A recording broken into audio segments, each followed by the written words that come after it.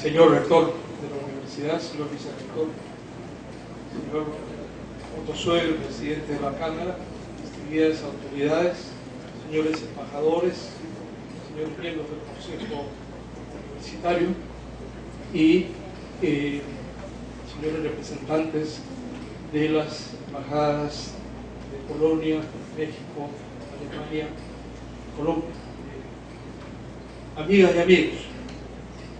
Luego de largos años de buscar una perspectiva de futuro en esta, sobre todo en la relación Brasil con Perú, el señor vicepresidente del gobierno regional hizo una referencia al señor Fortunato Salazar, quien fuera presidente de la Cámara de Comercio de Lambayeque, que lamentablemente falleciera ya hace muchos años.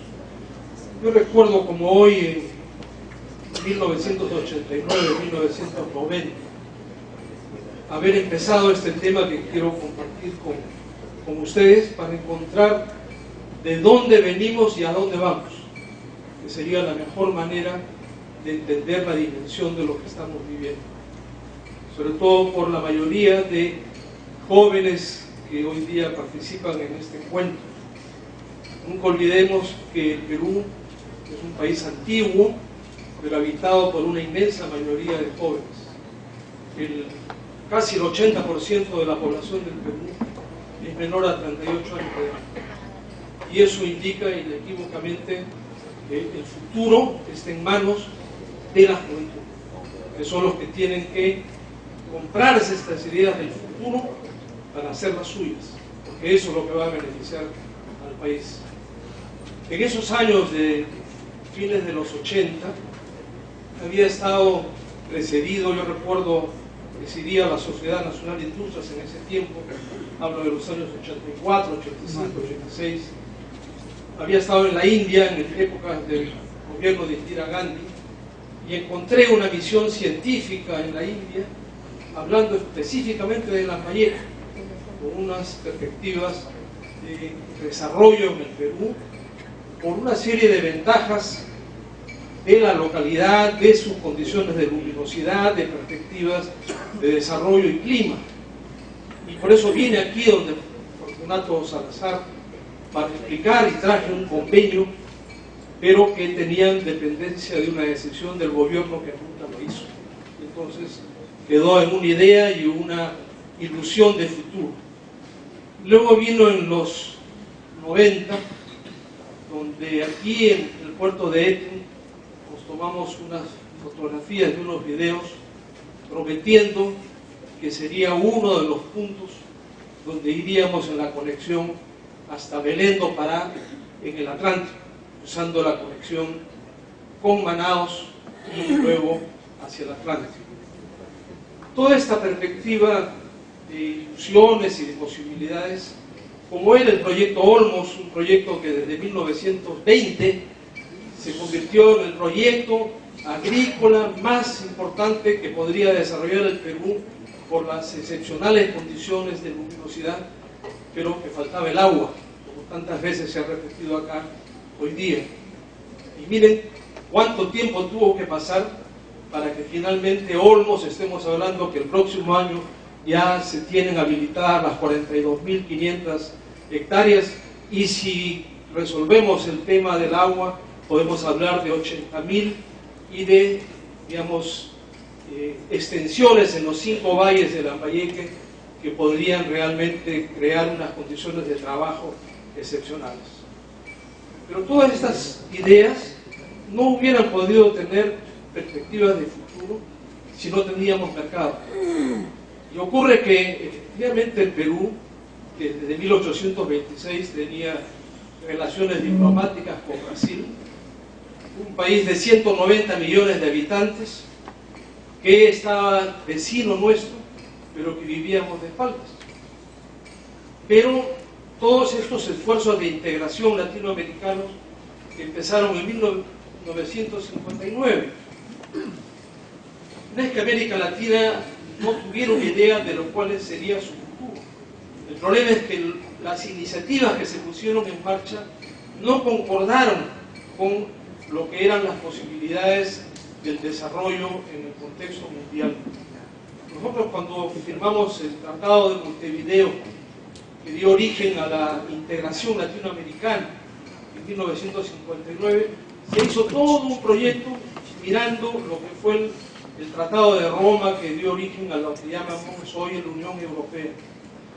Y nos pusimos un mismo proceso que, mientras Europa tardó 50 años en pasar de su, digamos, estructura original de mercado común, para luego transformarse en comunidad económica y luego pasar a la Unión Económica, fueron 50 años que ahora han derivado en un problema monetario complicado al haber adoptado el euro, y que todos confiamos que ello será superado.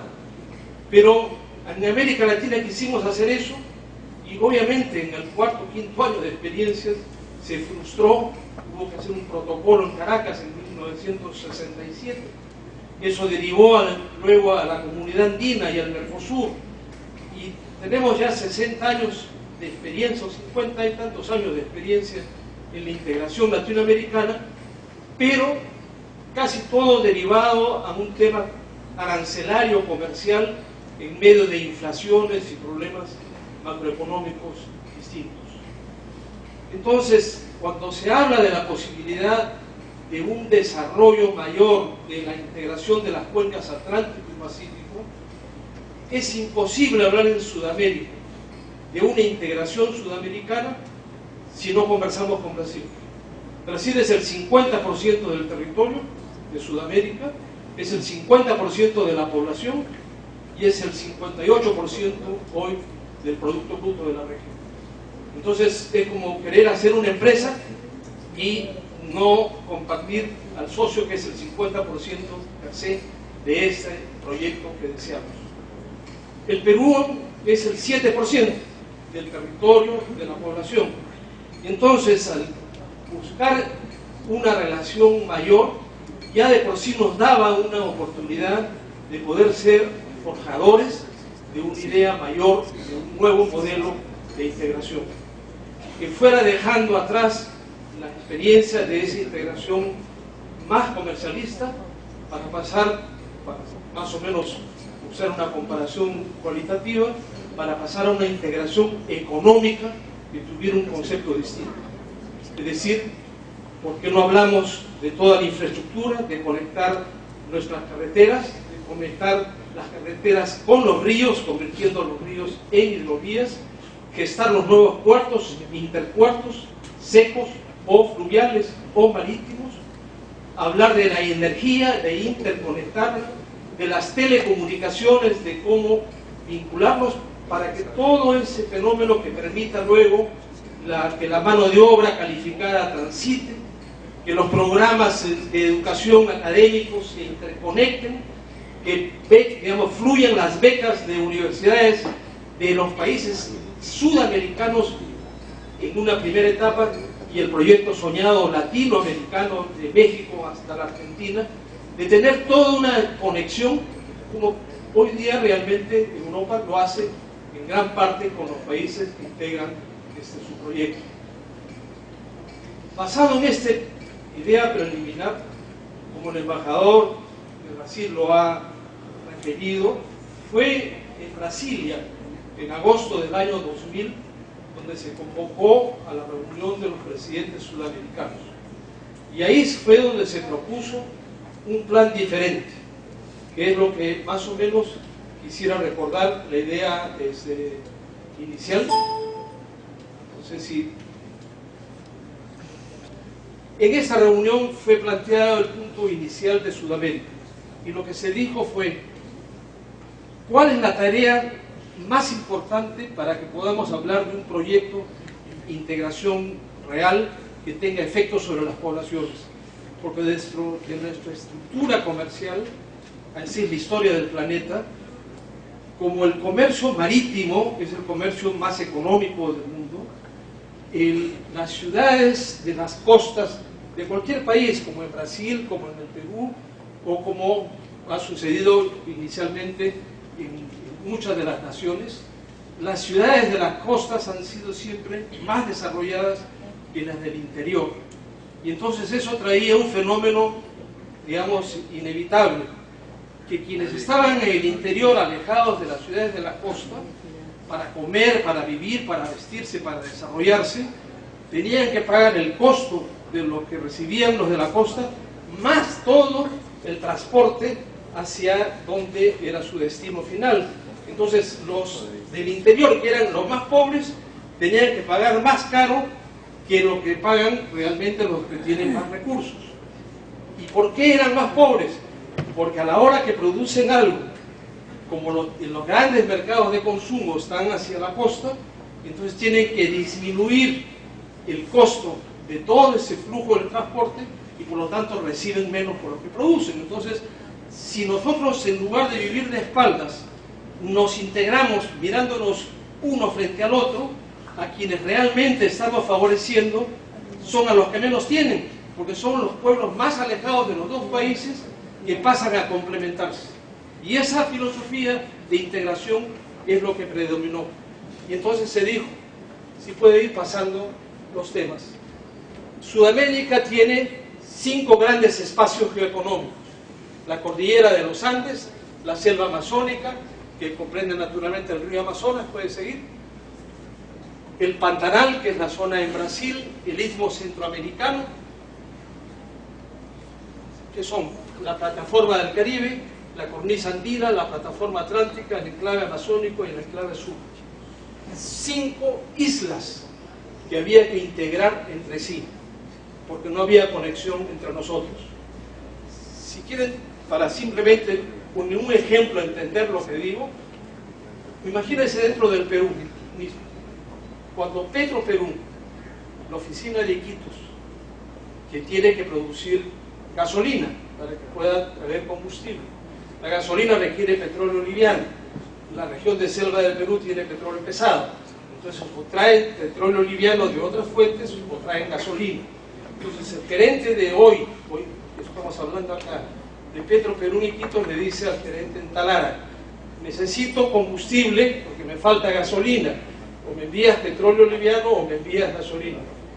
Y entonces el gerente de Petroperú Talara pone un barco que se va al canal de Panamá, se va a Belén do Pará y retorna por el Amazonas a Iquitos, porque no hay conexión entre nosotros. Si yo quisiera llegar a Iquitos, mi otra ruta sería el salir de acá de Talara, irme al estrecho de Magallanes, subir y volver, porque esa es la realidad nuestra que no hemos resuelto aún. Entonces imagínense ahora eso en una dimensión mayor de lo que significa 5 espacios económicos no conectados entre sí. Puede terminar de pasar. Entonces, ¿cuál fue el plan que se llamó Infraestructura para la Integración Regional de Sudamérica, a la cual refirió el embajador del Brasil? Siga nomás, que se llama el plan ILSA. Y este plan fue la propuesta de unir los 5 espacios económicos. ¿Puede pasar? Ese es el plan. Así nació el año 2000. ¿Puede seguir la siguiente? Entonces, basado en esta realidad, al año 2002, al 2003, se acordó hacer 10 ejes de integración y desarrollo, que son los que quisiera que nos pase. El eje Mercosur-Chile, el eje andino, el eje amazónicas, el eje interoceánico central, el eje Brasil-Bolivia, el eje del Capricornio, el eje de la hidrovía Paraguay-Paraná y el eje andino del sur. Y se dijo, en estos 10 espacios concibamos un plan. Y este plan sigue. Hoy día están en 31 proyectos que están en una inversión superior a los $6.000 millones, que están ejecutándose para lograr esta conexión que abarcará 84 proyectos y que demandará una inversión superior a los $40.000 millones. De este plan, de los 31 proyectos consensuados iniciales, nosotros hemos participado en 5 de ellos. Este eje Paita-Yurimaguas, que nos conectará con Manaos y Belén do Pará, es uno de ellos. Otro eje es la conexión que habrá acá de Pucallpa y Cruzeiro do Sul para conectarse con el puerto del Callao. Y el otro eje se llama Interoceánico del Sur, que comprende los puertos de Marcona, Matarani e Hilo, conectados hacia aquí, hacia la ciudad de Río Branco y Portobelo conectado por el río Madeira con la parte, digamos, de lo que es el río Amazonas o Limaes. Entonces, si nos concentramos ahora en el tema que hoy nos convoca, ¿cómo desarrollar este eje llamado amazónico? La importancia de este eje es el mundo, para la conexión de Atlántico-Pacífico en el continente americano, usábamos el canal de Panamá, pero el canal solo permite que barcos hasta 30.000 toneladas puedan cruzar. Estados Unidos le entregó el puerto a Panamá y Panamá viene trabajando para poder ampliar el canal y que permita barcos de gran tonelaje. Y el mundo de hoy trabaja sobre barcos de 100.000, 200.000, 300.000 toneladas. Y entonces se buscan nuevas fuentes de conexión. Y de hecho una de ellas es cruzar el territorio de Estados Unidos. Ahora Nicaragua quiere construir un canal, Panamá está trabajando en lo suyo. Pero aquí ocurre que entre estas distancias, todo esto es río. Y aquí hay 900 kilómetros finalmente hacia los puertos. El flete de un camión, si vale como uno, el flete de un ferrocarril, grosso modo, vale como 0,50 o 0,40. Y el flete del río vale entre 0,25 o 0,20. O sea, la quinta parte del costo de un flete de un camión es un flete de un río. Y estamos hablando de aquí de que el 90% de esta ruta es río y el 10% es carretera. El mix de ese flete es un flete altamente competitivo.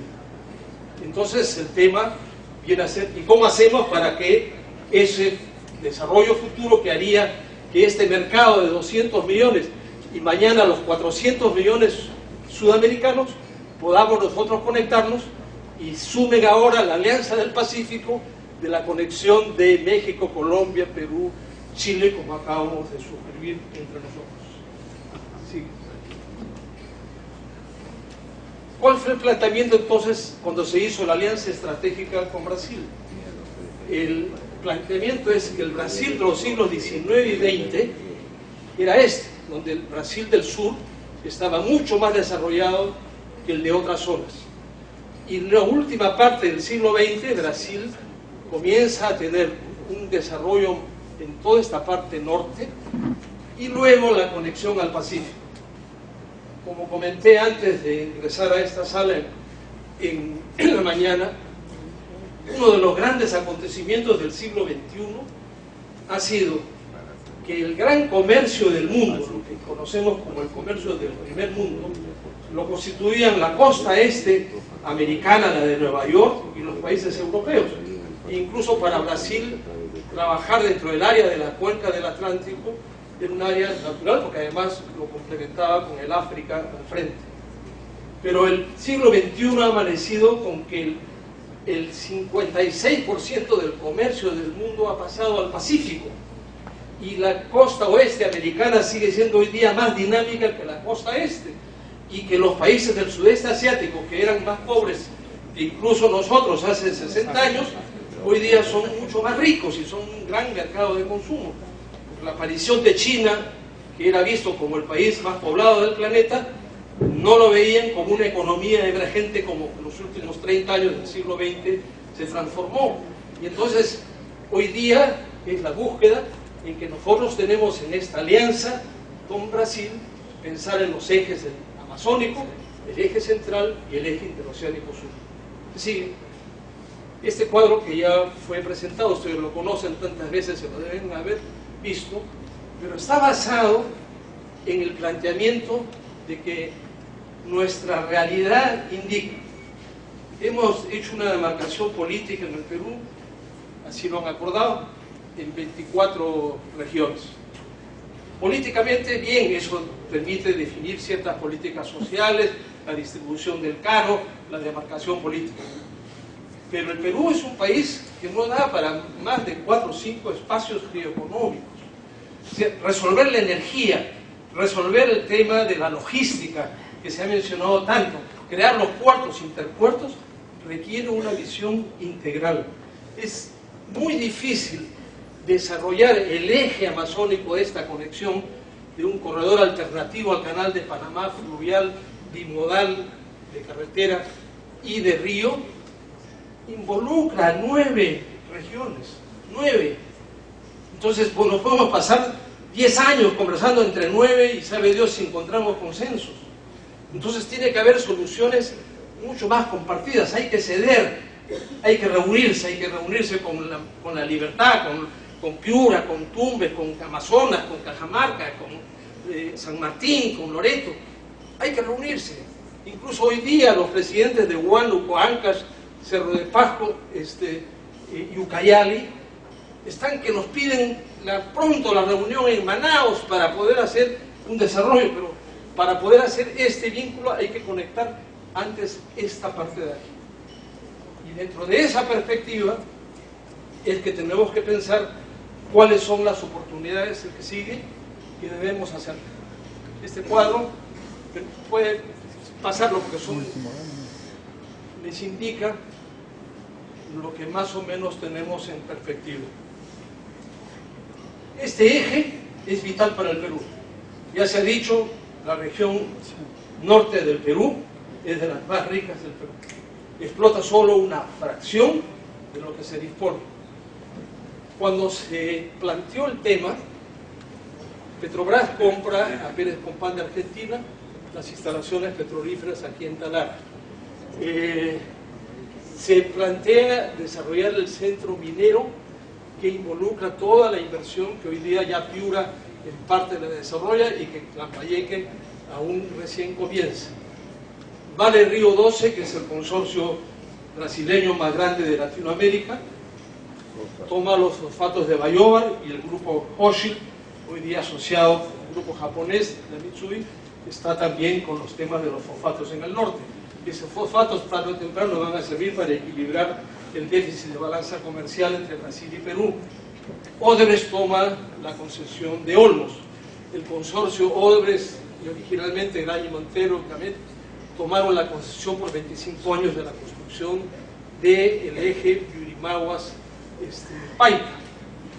El grupo Vale Río 12 pide entonces que el puerto de Bayobar tome la concesión. El grupo Transley de Portugal se asocia con Neptunia de Perú y luego le transfieren a Mota, asociado con Neptunia, para el puerto de Paita. Hace 10 años viene con una misión brasileña para evaluar los estudios de Salzgitter, una empresa alemana que hizo los estudios de Eten, para ver cómo se podría dragar y rehabilitar el puerto para un futuro cabotaje de transporte en el Perú. El grupo Yardao del Brasil entonces compró la siderúrgica de Chimbote y están los planteamientos de la energía eólica, que ya lo mencionó el presidente de la región. Hay que hacer de Iquitos el centro logístico de la Amazonía, hay que construir las centrales hidroeléctricas, porque efectivamente el caudal de agua dulce del Perú está hacia la zona del oriente, hacia el Amazonas. El Perú, digamos, de todo su caudal de agua dulce, las caídas de agua, en un 97% se van hacia la zona de selva, y solo el 2 y pico por ciento, casi el 3%, es el agua que fluye aquí. Por eso desde hace años se decía, ¿qué hacemos con tanta concentración de arroz aquí en los desiertos, donde estamos de repente echando demasiada agua al desierto, cuando al otro lado, en el Biabo, en San Martín, el agua abunda? Entonces, de pronto, un plan de largo plazo es como recomponer la estructura, hagamos cítricos, paltos, uvas, qué sé yo, hortofruticultura con alto nivel de ingreso, y veamos hacia la zona de San Martín, donde abunda el agua, productos que pueden desarrollarse así. Y está el tema, naturalmente, del etanol, porque esto aquí, que ha sido el corazón del azúcar del Perú y el centro más prestigiado del planeta por su altísima productividad, no hay lugar en el planeta que tenga la condición como aquí, donde hay luminosidad todo el año. todos tienen que soportar inviernos muy fríos, donde se interrumpe el ciclo vegetativo. Aquí se produce todo el año, por la condición natural. Por eso es que no se obtienen en el planeta rendimientos de productividad tan altos como se obtienen en Lambayeque. Pero no podríamos pensar en desarrollos grandes en Lambayeque de más azúcar, porque entonces le quitamos el agua para que la región tenga que producir y abastecer, para que parte de nuestra vida descuidada por el gobierno central es tener una seguridad alimentaria. Y aquí hay una despensa enorme, no solamente para el Perú, sino para Sudamérica. Está el tema de que la zona franca de Manaos es el centro electrónico de la región sudamericana. En Manaos se producen los televisores, las celulares, las computadoras, que hoy día, en su mayor parte, son vendidas hacia Estados Unidos. Y en Fort Lauderdale, en la Florida, está el centro. ¿Por qué? Porque se importan alrededor de 2.500 millones de dólares al año de chips que vienen de Shanghái, de Yokohama, de Corea del Sur o de Singapur, y que venían por el canal de Panamá. Entonces mudaron a Los Ángeles. En Los Ángeles, en el puerto, de ahí pasa a ferrocarril o camión que va hasta la Florida, y de la Florida sale un puente aéreo diario que llega a Manaos. Y ellos devuelven en esos aviones productos terminados que van hacia Miami y luego que son distribuidos en Centroamérica. Cuando hicimos los estudios, porque firmamos un acuerdo aquí el 2005, un preacuerdo, pero se dijo, el Perú tiene que suscribir el acuerdo comercial con Brasil, y Brasil dijo, no lo puedo suscribir yo solo, sino tengo que hacerlo como Mercosur. Entonces hicimos una negociación compleja de Brasil, Argentina, Perú, y con un trato diferente a Uruguay y Paraguay. Y a la hora de firmar el acuerdo 2005 de la degradación comercial, esta que refirió el embajador, donde Brasil ya está a cero, en el momento de la firma, el gobierno en ese entonces, gobernaba Alejandro Toledo, dijo no a Manaos, porque dijo es una zona franca. ¿Y qué tiene que ver que es una zona franca si es electrónica? Nadie está fabricando en el Perú computadoras o teléfonos celulares. Entonces, ¿por qué le ponen una restricción? Nunca se dio una respuesta coherente, pero se prohibió. Y entonces, el estudio se había hecho era que si venían acá los puertos del norte del Perú, este flujo de los 2.500 millones de dólares de chips del Asia, el transporte por esta ruta de los 900 kilómetros a Yurimaguas y de ahí a Manaos era 40% más bajo que el flete de la zona norte. Entonces, como los fletes tienen que ser de ida y de retorno, esta región aquí de Amazonas, Acre y Rondón y un poco más al sur, acá Portobelo y Río Branco y Manaos, estas tres ciudades, son los mercados naturales del Perú. Aquí tienen ganado. En Brasil hay más cabezas de ganado que habitantes. O sea, hay 200 millones de cabezas de ganado y hay 190 millones de habitantes. Ese ganado requiere alimentarse, necesita sal, pero tienen sus propios, digamos, recursos, pero básicamente tienen una industria electrónica y de biotecnología. Entonces uno dice, ¿cómo construyen acá viviendas? ¿Cómo hacen edificios? ¿Cómo hacen las pistas? No, dice, hay que traer el cemento de lugares lejanos, incluso hasta de Polonia. Ha habido, hemos encontrado en Manaos y en Portobelo bolsas de cemento. ¿De dónde traen la sal? ¿Dónde traen las piedras para poder construir? Tienen que venir de 4.000, hay 4.000 kilómetros entre Manaos y Sao Paulo, que es el centro de producción. Y aquí estamos a 1.000 y pico. Y tenemos acá los Andes, tenemos la costa. Entonces, si quieren comer, si quieren desde frutas o en general ajo, cebollas, arroz, quieren materiales de construcción, ¿de dónde? Si un punto natural es el Perú.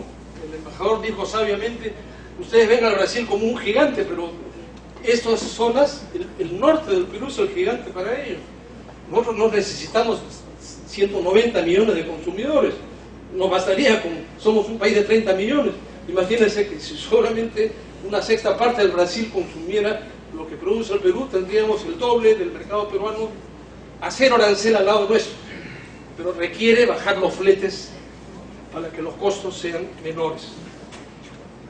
Esto compra Brasil hoy día de Perú: espárragos, uvas, mangos, mandarinas, plátano orgánico, arroz, azúcar, maíz, madera, café, textiles y confecciones, cementos, fosfatos, productos industriales agregados para construcción, pescado en conserva, congelado, harina, aceite de pescado. Esa demanda está. Incluso hoy día a Manaos le decían, si vendiera acá el norte del Perú mango aéreo, sería extraordinario. Así como pagan cifras mayores por los productos orgánicos, el mango aéreo significa cosecho hoy y tengo esta noche o mañana está el avión llegando al supermercado con el producto. Entonces, la felicidad de poder comprar o comer una fruta recién cosechada, la gente paga lo que fue. Y eso está ahí. ¿No? Uno dice, ¿y cómo hago el flete aéreo? No, pues entonces pon tu producto y llévalo al Callao. Callao tiene que volar a Sao Paulo. Sao Paulo tiene que volar a Manaos. Eso es algo comparable como cosa que ocurre, así como el tema de Petroperú. Cuando un poblador brasileño, por ejemplo, del estado de Acre, Rondón, en Río Branco, dice, quiero conocer Machu Picchu. Ya, Machu Picchu está a hora y media de avión de Río Branco. Y entonces le dicen, bueno, ¿cómo hago? Bueno, toma un avión que tiene que hacer escala en Brasilia y te vas a Sao Paulo. Duermes en Sao Paulo. De ahí sales de Sao Paulo para Lima. La distancia entre Lima y Sao Paulo es la misma entre Lima y Miami. Entonces vuelas de Sao Paulo a Lima, y al llegar a Lima, bueno, ya los aviones al Cusco ya se fueron. Entonces tienes que dormir en Lima. Al tercer día sales de Lima y llegas al Cusco. Pero cuando llegas al Cusco, el tren que sale a Machu Picchu ya partió. Entonces, el cuarto día estás en Machu Picchu. Has gastado, digamos, 3 noches de hotel y una fortuna de avión, versus un pasaje de $150 de hora y media, que lo hubiera dado a 20, que lo hubiera llevado directo de Río Branco a Cusco. Entonces uno dice, igual, mango aéreo, entre acá, de Lambayeque a Manaos, igual, a salir de aquí, llegar a Brasilia, Sao Paulo, llegar a Manaos, ya se acabó el tema, ya se perdieron, ya no es nada. Ya pasó 3 días, tuvo que ir refrigerado, pasar por permisos sanitarios. No funcionó. Pero si hubiera la frecuencia aérea directa, se resolvería todo. ¿Cuándo firmamos el planteamiento basado en el ejemplo que digo? En el 2005. El presidente Lula, por eso nos dijo, ¿dónde firmamos? Una declaración presidencial, ahora, hoy. Y se firmó una declaración, nosotros pusimos 9 ciudades. Obviamente Chiclayo, como Piura, como Tarapoto, como Iquitos, Calpa, Cusco, Arequipa, etc. Y Brasil puso sus ciudades, Manaus, Río Branco, Portobelo, 9 ciudades. Y se dijo, declaración presidencial, autorízase las frecuencias aéreas directas entre regiones y que serán tratados como vuelos domésticos nacionales. Firmado, 2005. Cláusula siguiente. Convócase a los ministros de Transportes para que puedan ellos definir la frecuencia.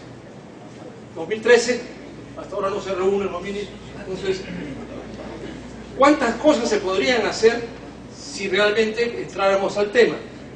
El tiempo se va, creo que quedan un par de cuadros. Esto es una foto satelital que yo traje aquí en 1997, por ahí, cuando estuve en Chiclayo.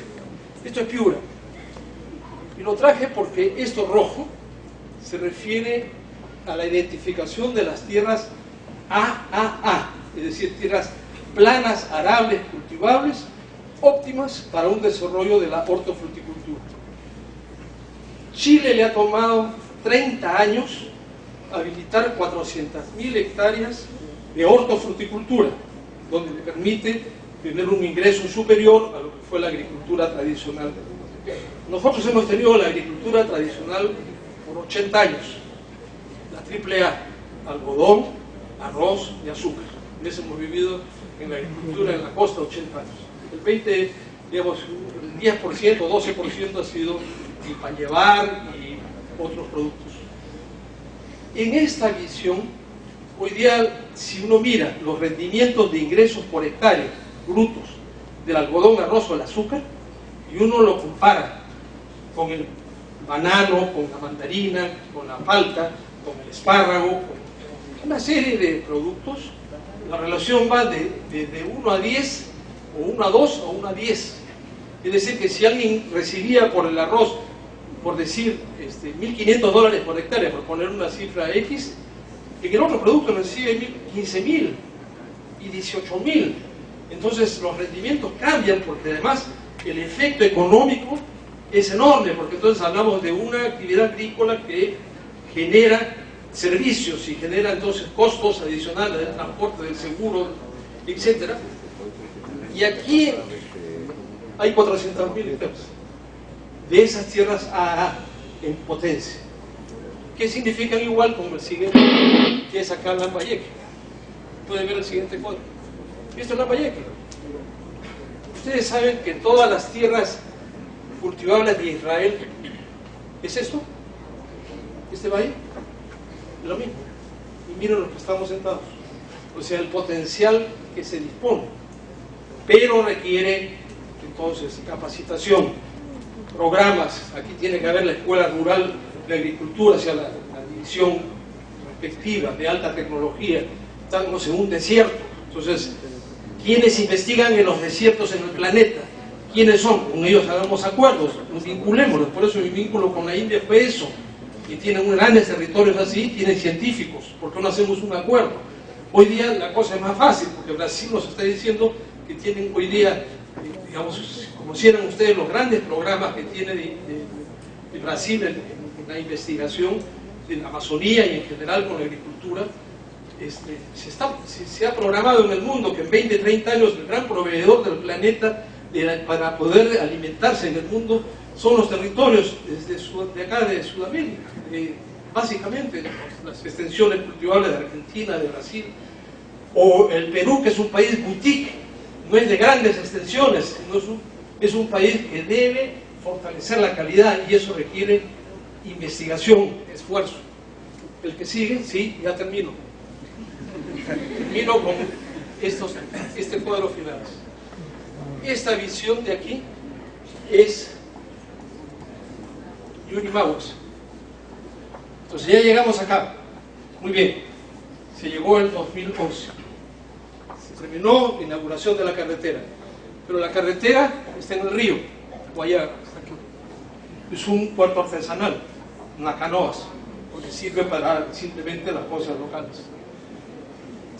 4 años antes hemos venido diciendo a Proinversión: hay que hacer un nuevo puerto para poder habilitar un puerto de containers, porque si queremos competir en un mercado que importa $2.000 millones del Asia y queremos ofrecer un costo logístico, tiene que haber un servicio para un transporte bimodal bien hecho.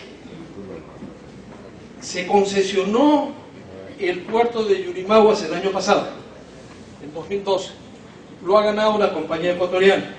Y la compañía ecuatoriana dijo: bueno, pero el nuevo puerto está a 10 kilómetros de Yurimaguas, entonces constrúyame una carretera hasta ahí y yo puedo empezar las obras. Se va a poder entregar las obras ahora en septiembre, según parece. Y entonces construirán de acá al 2015 el nuevo puerto. Y una vez construido el nuevo puerto, hace 3 años que venimos diciendo, y la hidrovía, porque si este río Guayaga no tiene hidrovía, no van a poder entrar embarcaciones adecuadas.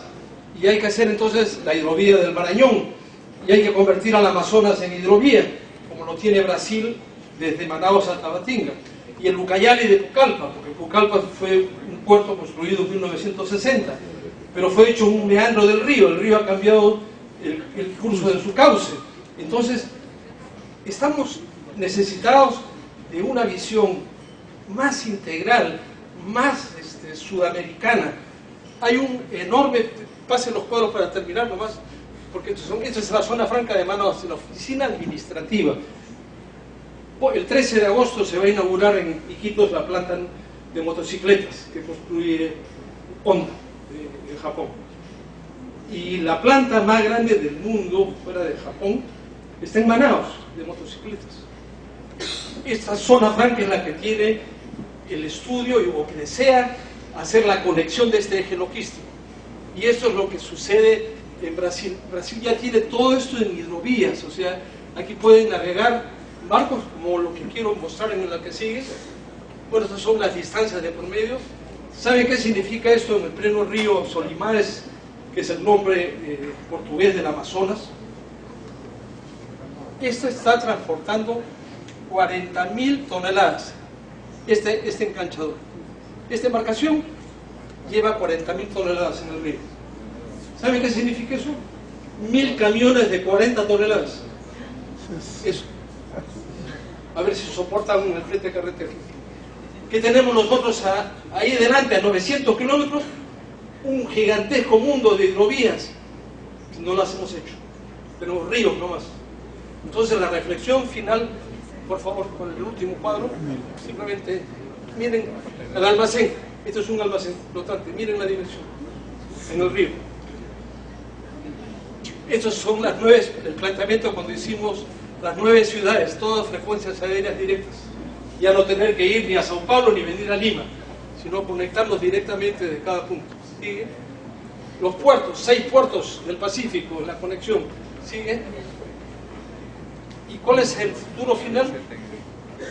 Que desde aquí, donde estamos, de este punto, como estos puertos de acá en el sur, tenemos Nueva Zelanda, Australia, Singapur, Malasia, Vietnam, Taiwán, Hong Kong, China, Japón, Corea del Sur, Estados Unidos, Canadá, México, Chile. Con todos tenemos libre comercio. Falta la negociación final transpacífico ahora para incorporar a Australia y Nueva Zelanda. Entonces decimos, desde aquí podemos convocar a 21 países para crear un flujo de ida y de retorno. ¿Qué cosa nos falta?